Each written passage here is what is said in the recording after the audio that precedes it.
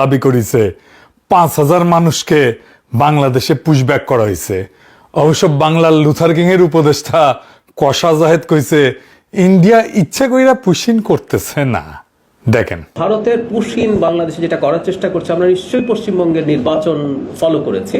সেখানে নির্বাচনে একটা ইস্যু ছিল, এটা তাদের একটা অভ্যন্তরীণ রাজনৈতিক ব্যাপার, যেটার খানিকটা চাপ আমাদের উপরে আসছে। আমি এইভাবে মনে করি না যে বাংলাদেশের সাথে কোনো একটা টেনশন তৈরির জন্য ভারতীয় সরকার এটা করছে। সেজন্য আমি মনে করি যে সংকটটা প্রাইমারিলি দেখা যাচ্ছে, এটার একটা সমাধান দ্রুত হবে। এটা কোনোভাবেই তাদের কোনো ইন্টেনশনালি বাংলাদেশের সাথে সম্পর্ক বা বাংলাদেশকে চাপে রাখতে চাইছেন, এরকম আমি মনে করি। মহারাজ কৃষ্ণচন্দ্রের দরবারে ছিল গোপাল ভাঁড়, আকবরের দরবারে ছিল বীরবল, তেমনি বাংলার লুথার কিং এর দরবারে আছে কশা জাহেদ।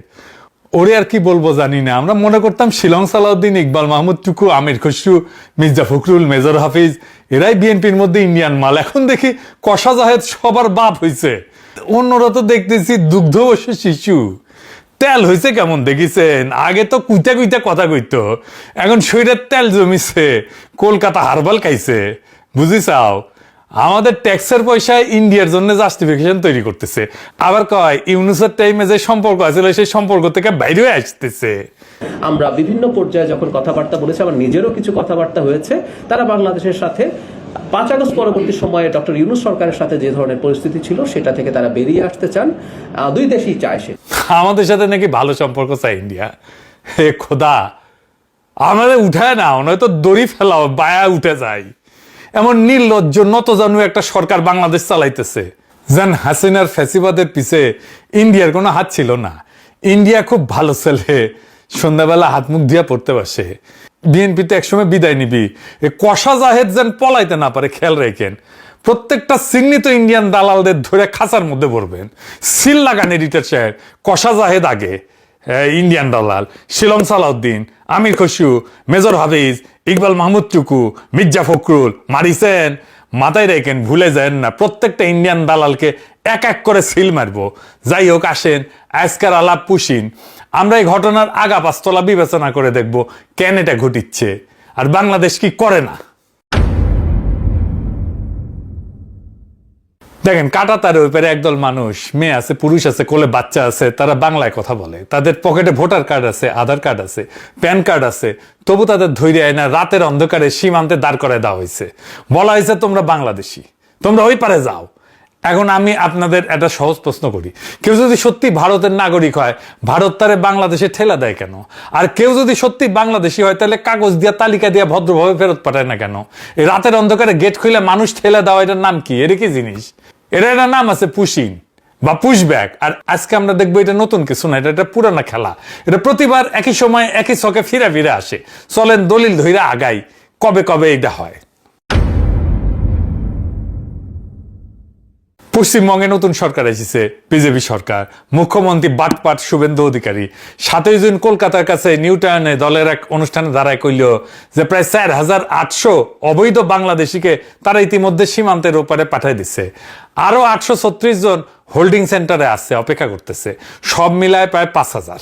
এই নীতির নাম ওই বাটপাট দিছে ডিটেক্ট, ডিলিট অ্যান্ড ডিপোর্ট। খুঁজে বের করো, মুছে ফেলো, বাইর করে দাও। মানুষ নিয়ে কথা হইতেছে, খেয়াল করেন, মুছে ফেলার ভাষা, গণহত্যার ভাষা। তো পদ্ধতিটা কি? পুলিশে বলা হয়েছে সন্দেহভাজন কাউরে আদালতে তুলবে না, সোজা বিএসএফ এর হাতে তুলে দিবা। শুভেন্দু নিজেই কইছে এদের সরাসরি বিএসএফ এর হাতে তুলে দেওয়া হইতেছে। অর্থাৎ কোনো বিচার নাই, কোনো যাচাই নাই, কোনো প্রমাণ নাই, সন্দেহ হইলে কাঁটাতারের ওই পারে। ভারতের নিজের সুপ্রিম কোর্ট 2024 সালের নভেম্বরে এই ধরনের নাগরিক যাচাই ছাড়া বহিষ্কার আর বাড়িঘর ভাঙার বিরুদ্ধে রায় দিছিল। সেই রায় অগ্রাহ্য কইরা এই বাটপার শুভেন্দু অভিযান চালাইতেছে। কেমন জাউরার জাউরা দেখেন, দেন সিল মেরে দেন শুভেন্দুরে, জাউরার জাউরা সিল মেরে দেন। এবার বুঝেছেন কশা জাহেদ আর শুভেন্দু যে মেলায় হারায় যাওয়া দুই ভাইটা একসাথে দেখান এডিটর সাহেব। আবার সিল মারেন দুইটার উপরে, মেলায় হারায় যাওয়া দুই ভাই। আর সীমান্তে কি হইতেছে? কোচবিহার, পঞ্চগড়, ঠাকুরগাঁও, একের পর এক জায়গায়, বিভিন্ন জায়গায় বিজিবি এই পুশিন আটকাই দিতেছে। জুনের শুরু থেকে অন্তত 20টা পুশিনের চেষ্টা হয়েছে, কয়েকশো মানুষকে নিয়ে। কোচবিহারে মেখলিগঞ্জে এক রাতে 40 জন জিরো লাইনে আটকা পড়েছিল, দুই দেশের মাঝখানে। এবার দেখি পুশিন জিনিসটা আসলে কি। পুশিন বা আর আইনি ফেরত পাঠানো বা ডিপোর্ট দুইটা সম্পূর্ণ আলাদা জিনিস। আইনি ফেরত পাঠানোতে কি হয়, নাম ধাম পরিচয়রা যাচাই হয়, অন্য দেশে আগে জানানো হয়, নির্দিষ্ট চেকপোস্ট দিয়ে হস্তান্তর হয়, দুই দেশ রাজি হয়, এটা একটা স্বীকৃত আন্তর্জাতিক আইন। আর পুশিনের কিছুই হয় না, রাতের আধারে কাঁটাতারের গেট খুলে মানুষ ঠেলে দেওয়া হয়। আন্তর্জাতিক আইনে এর একটা নাম আছে, কালেকটিভ এক্সপালশন, গণবহিষ্কার। আর এটা বেআইনি।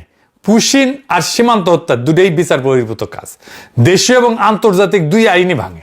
আর জোর কইরা ঠেলে দেওয়া হতভাগ্যদের বাংলাদেশে অনুপ্রবেশকারী বলে চালানো হয় প্রমাণ ছাড়াই। কিন্তু বাস্তবে ধরা পড়ে কারা?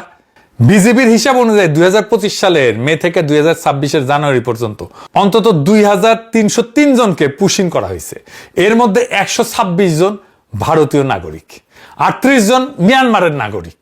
বুঝলেন তো, যাদের বাংলাদেশে বলে ঠেলে দেওয়া হইতেছে তাদের ভেতরে ভারতের নিজেদের নাগরিক আছে, এমনকি মায়ানমারের মানুষ আছে। এরা পশ্চিমবঙ্গ আর আসামের বাংলাভাষী মুসলিম। এদের একমাত্র অপরাধ তারা বাংলায় কথা বলে। আর কষা জাহেদ বলে ইচ্ছা কইরা পাঠাইতেছে না ইন্ডিয়া। কিরকম জাউরার জাউরা দেখেন। এটা বলে নতুন না, এটা একটা ইতিহাস, এটা একটা প্যাটার্ন। কেমন ইতিহাস? আপনাদের নিয়ে যাব 2003 সালে সাতগাছি, কোচবিহার, মাথাভাঙ্গা থানা। 2003 সালের ফেব্রুয়ারি 213 জন মানুষকে জিরো লাইনে আটকে রাখা হইল। এরা ছিল মূলত সাপুরে সম্প্রদায়ের মানুষ। এর ভিতরে 80 জন বাচ্চা আর 65 থেকে 68 জন নারী। ভারত বলে এরা বাংলাদেশি, পাঠায় দাও। তখনকার বিডিআর বলে এরা বাংলাদেশি না। দুই পক্ষই নিতে অস্বীকার করে। 6 দিন শীতের খোলা আকাশের নিচে ঠিক মতো খাবার নাই, পানি নাই, পেশাব পায়খানার ব্যবস্থা নাই, চিকিৎসা নাই, বাচ্চারা নিউমোনিয়া আক্রান্ত হইল। তারপরে 6 তারিখ ভোরে মানুষগুলো রহস্যজনকভাবে উধাও হয়ে গেল। কই গেল কেউ জানে না। অ্যামনেস্টি ইন্টারন্যাশনাল এর কইছিল স্বেচ্ছাচারী গণবহিষ্কার। 2003-এ কেন্দ্রে কারা ক্ষমতায় ছিল? ভারতের অটল বিহারী বাজপেয়ী সরকার, বিজেপি। অর্থাৎ পুশিনের সাথে বিজেপির সম্পর্ক আজকের না, 23 বছরে পুরানো। তাহলে কংগ্রেস কি ধোয়া তুলসী পাতা না? কংগ্রেসের আমলে পুশিন ঘটিছে সেই 1964 সাল থেকে। একটা আইন আছে, ফরেনার্স ট্রাইব্যুনাল।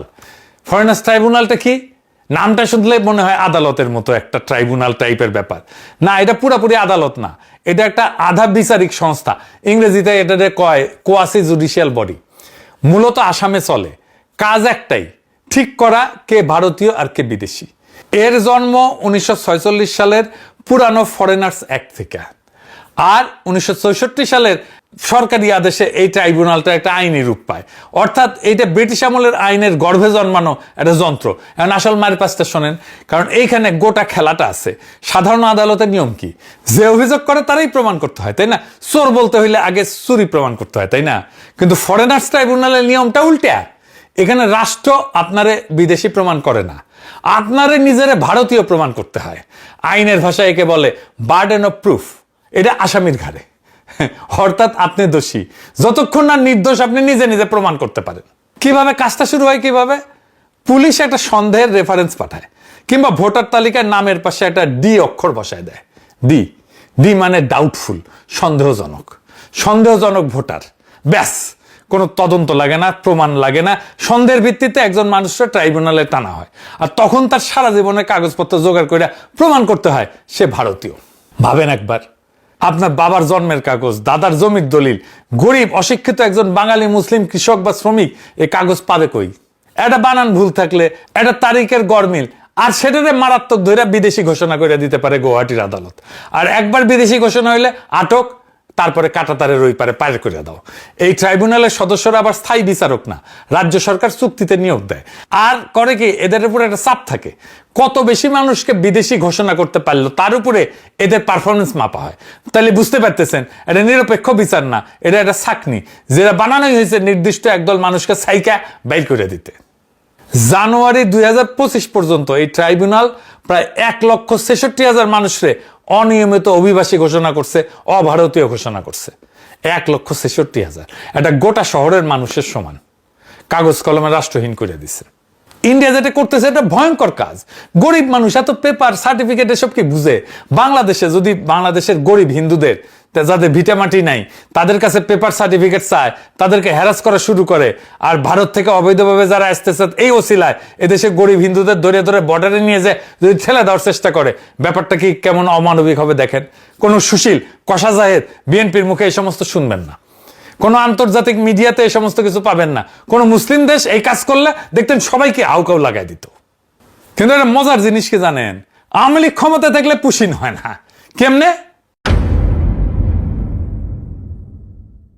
ইন্ডিয়া 1980 দশক থেকে হাজার হাজার মানুষকে পুশ ব্যাক করে আসতেছে। ক্ষমতায় কে? এরশাদ আর জিয়া। 2003-এর বড় হয় পুশিন। ঢাকায় তখন কে ক্ষমতায়? খালেদা জিয়ার সরকার। আর এখন 2026 আওয়ামী লীগের আমলে একটাও পুশ ব্যাক হয় না। এর সাথে মিলান শান্তি বাহিনী কখন হয়? যখন আওয়ামী লীগ ক্ষমতায় থাকে না। এটা কি নিছক কাকতালীয় ব্যাপার? আওয়ামী লীগ ক্ষমতায় থাকলে দিল্লি পুশিন এড়ায় চলে, কারণ এতে বন্ধু সরকার বিব্রত হয়। আর আওয়ামী লীগ না থাকলে দিল্লি খরচ কমে যায়, তখন ঢাকা শত্রু হইয়া যায়, চাপে রাখা যায়, আবার ভিতরে হিন্দুত্ববাদী বহুত চাঙ্গা করা যায়। এক ঢিলে দুই পাখি। হিউম্যান রাইটস ওয়াচ নিজেই বলছে পশ্চিমবঙ্গ আর আসামের নির্বাচনের আগে রাজনৈতিক ফায়দার জন্য এই অভিযান জোরদার করা হয়েছে। এইবার আসেন দেখি ইন্ডিয়ার যে যুক্তি এটার জাউরামু আর লুথার কিং এর সরকারের বাগাড়ম্বরটা দেখি। পশ্চিমবঙ্গে বিজেপি জিতলো, তার পরের দিন 5ই মে বাংলাদেশের পররাষ্ট্রমন্ত্রী রজার খলিল কইল যে পশ্চিমবঙ্গে ক্ষমতা বদলের পর পুশিন ঘটলে বাংলাদেশ ব্যবস্থা নেবে। করা কথা।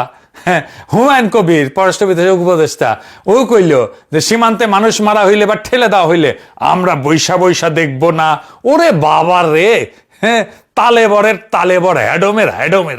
হ্যাঁ, আর কষা জাহেদ কয় সম্পর্ক মেরামত করবে, প্রতিরোধের কূটনীতিও করবে, আবার সম্পর্কের মেরামতের কূটনীতি করবে। দুইটা একসাথে চলে না।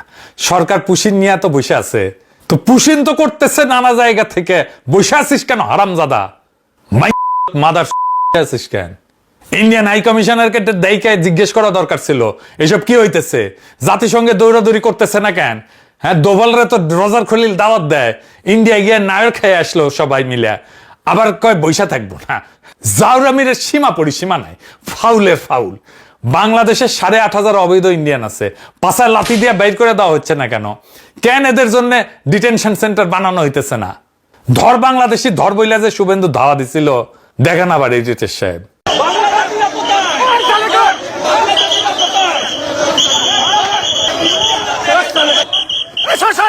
সব বাংলাদেশি মুসলমান, সব বাংলাদেশি মুসলমান হিন্দু।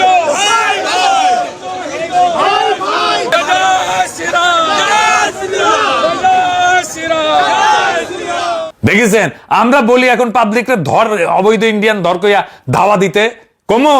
ওই আবার জাতিসংঘে নাকি রজার খলিল কিবা হইছে, বাংলাদেশের সফট পাওয়ার নাকি আকাশে উঠিছে।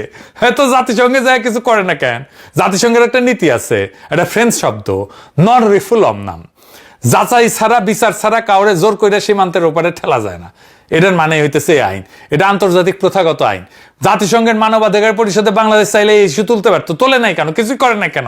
আর কয় বৈশা থাকবো না। হ্যাডোমের জাউরা। এখন আসেন যুক্তির কথায় আসি। ইন্ডিয়া বলে লক্ষ লক্ষ বাংলাদেশি কাজের খোঁজে ভারতে ঢুকতেছে। আচ্ছা, ঢুকবে কেন? মানুষ তো গরিব জায়গা থেকে ধনী জায়গায় যায়। বাংলাদেশ কি ভারতের এই সীমান্তবর্তী রাজ্যগুলোর চাইতে গরিব? আসেন সংখ্যায় দেখি। বাংলাদেশের মাথাপিছু জিডিপি এখন $2,500 থেকে $2,600। এই সংখ্যাটা মাথায় রাখেন। এবার সীমান্তের ওপারে তাকান, পশ্চিমবঙ্গ পূর্ব ভারতের সবচেয়ে উন্নত রাজ্য, যেটা গর্ব কইরা দেখায়, তাদের মাথাপিছু জিডিপি কত? প্রায় $2,100, মানে বাংলাদেশের চেয়ে নিচে। আর বিহার ভারতের সবচেয়ে গরিব রাজ্য, মাত্র $1,100 ঘরে, বাংলাদেশের প্রায় অর্ধেক। এই বিহার থেকে কিন্তু সবচেয়ে বেশি শ্রমিক যায় সারা ভারতে ছড়ায় পড়ে। বাংলাদেশের সীমান্তে ভারতের যে রাজ্যগুলো, সে রাজ্যগুলো তো সবচেয়ে গরিব। কোন দুঃখে বাংলাদেশ থেকে কেউ পশ্চিমবঙ্গ বা আসামে যাবে বা বিহারে যাবে? যাদের ধরা হয়েছে তারা কই কাজ করতো? হিউম্যান রাইটস ওয়াচ বলতেছে এরা পশ্চিমবঙ্গ থেকে কাজের খোঁজে গুজরাট, মহারাষ্ট্র, রাজস্থান, উত্তরপ্রদেশ, ওড়িশা, দিল্লিতে যাওয়া বাঙালি মুসলিম।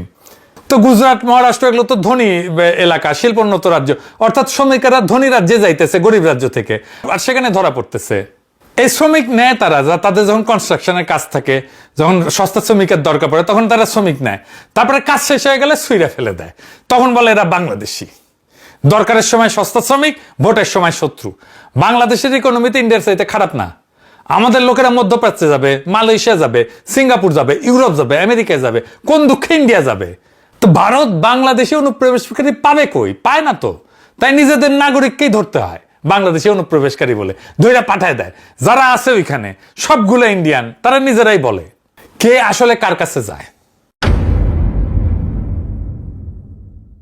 তিনটা জিনিসের উপরে নির্ভর করে শ্রমিকেরা কোথায় যাবে: মজুরি, মর্যাদা আর চাকরি।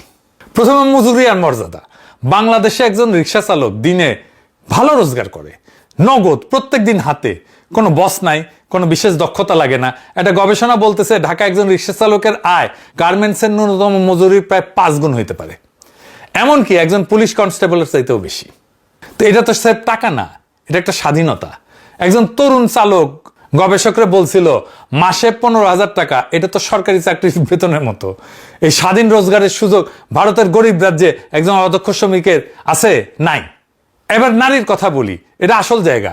বাংলাদেশে গার্মেন্টস খাত প্রায় 40 থেকে 45 লক্ষ শ্রমিককে কাজ দেয়, যাতে বিরাট অংশ নারী। অনেকে বলে 85% নারী। এটা ফর্মাল চাকরি, নির্দিষ্ট মজুরি আছে, অ্যাপয়েন্টমেন্ট লেটার আছে, নিয়োগপত্র আছে, কারখানায় পরিচয় আছে, নিজের ব্যাংক অ্যাকাউন্ট আছে, নিজের রোজগার, মজুরি কম, শোষণ আছে, ট্র্যাজেডি আছে রানা প্লাজার মতো, সেগুলো সবই সত্য, কিন্তু কাঠামোটা ফর্মাল। আর নারীর হাতে নিজের আয়। এখন পশ্চিমবঙ্গের কথা চিন্তা করেন, সেখানে নারীর শ্রমশক্তিতে অংশগ্রহণ মাত্র 33% করে। জাতীয় গড়ের নিচে আর নিয়মিত বেতনের ফর্মাল চাকরিতে নারীর হিস্সা কমতেছে। কয়েক বছরে 18% থেকে 9% নেমে গেছে। আর এর বদলে বাড়তেছে নিম্ন মজুরির অনানুষ্ঠানিক কাজ, নন ফর্মাল কাজ। আর পশ্চিমবঙ্গ নিজেই কাজের খোঁজে রাজ্য ছাড়া মানুষের সংখ্যায় ভারতের শীর্ষের দিকে। তো একজন বাংলাদেশি নারী যে গার্মেন্টসের তুলনামূলক সম্মানের স্বাধীন ফর্মাল চাকরি করতেছে, সে কেন সীমান্ত পাড়ি দেয়া এমন একটা রাজ্যে যাবে যেখানে ফর্মাল চাকরি নেই, যেখানে তাকে বাসায় জিগিরি করতে হবে? শ্রম তো সম্মান আর মজুরির দিকে যায়, উল্টা দিকে তো যায় না। বাংলাদেশে একটা একক খাত, এই গার্মেন্টস খাত, যত মানুষের ফর্মাল চাকরি দেয়, পশ্চিমবঙ্গে সেই মাপের রপ্তানি শিল্পই নাই। উল্টা পশ্চিমবঙ্গ থেকে মানুষ বাইরে হয়ে যাইতেছে। তাইলে শ্রম কোন দিকে বইবে? মানুষের মর্যাদার চাকরি চাইলে জিগিরি করতে যাবে সীমান্ত পাড়ি দিয়া। বাংলাদেশে 8,500 অবৈধ ইন্ডিয়ান কি করে রে? মাদারবোর্ড, কষা জায়েদ আছে? কোনো উত্তর আছে? আর এই যে শুভেন্দু যে ধর বাংলাদেশি ধর বলে, কারে সে দাওয়া করতেছে? এই পুশিন কোনো বিচ্ছিন্ন ঘটনা না, এটা ভারতের ভেতরের ভোটের রাজনীতি আর আঞ্চলিক দাদাগিরির একটা পুরানো হাতিয়ার। সেই 1980 থেকে 2026 একই ছকে বারবার ফিরে আসে। আর ঢাকার পছন্দের সরকার না থাকলে এর লাগাম খুইলা যায়। আর সেই মানুষগুলোর অপরাধ কি? একটাই অপরাধ, তারা বাংলায় কথা বলে আর ধর্মে মুসলমান। নোম্যান্স ল্যান্ডে দুই ধারের কাঁটাতারের মাঝখানে আটকা পড়ে আছে সেই মানুষগুলা, যাদের অনেকেই আসলে ভারতের নাগরিক, অসহায় নাগরিক, যার ভিতরে আছে নারী, শিশু, বৃদ্ধ। খাওয়া নেই, দাওয়া নেই, গা ধোয়া নেই, কিচ্ছু নেই। সারাদিন এইভাবে পথে ঘাটে বসে আছি। আর কতদিন থাকতে হবে জানি না। আমার আব্বু আছে, আমার ভাই আছে, আমার মা আছে, আর আমার একটা দিদি আছে। তোমরা কি ওখানে স্কুলে পড়তাম? হ্যাঁ, আমরা ইন্ডিয়া স্কুলে পড়তাম। কোন ক্লাস? 6। মাঝে মাঝে না খুব অসহায় লাগে। এই কি মুসলমানের নিয়তি সারা দুনিয়ায়? গাজার দিকে তাকান, কিছু করতে পারি না। ইরানের দিকে তাকান, কিছু করতে পারি না। রোহিঙ্গাদের দিকে তাকান, 10 বছর ধরে আমাদের ঘাড়ে আছে, কিচ্ছু করতে পারি না, ফিরিয়ে দিতে পারি না। আর এখন আমাদের নিজেদের ভাষার মানুষ, ভারতীয় বাংলাভাষী মুসলমান নোম্যান্স ল্যান্ডে এসে আটকা। আর আমিও কিছু করতে পারি না। একটা সভ্যতা, একটা উম্মা, যাদের এত টাকা পয়সা, যাদের এত বড় বড় শেখ, যাদের এত ইতিহাস, এত গৌরব, আজ তাদের সন্তানেরা, তাদের ভাইয়েরা কাঁটাতারের মাঝখানে দাঁড়ায় আছে। কোনো দেশ তাদের নিতে চায় না। কিন্তু একটা জিনিস আমরা পারি, আমরা মনে রাখতে পারি আর বলতে পারি, আমরা দলিল করে রাখতে পারি, যাতে কেউ একদিন বলতে না পারে আমরা জানতাম না, আমরা দেখি নাই। ওই কোলের বাচ্চাটার মুখ, ওই বুড়া মানুষটার চোখ, অন্তত ওইটুকু মনে রাখি। এইটুকুই আজ আমাদের হাতে। ওই মানুষগুলোর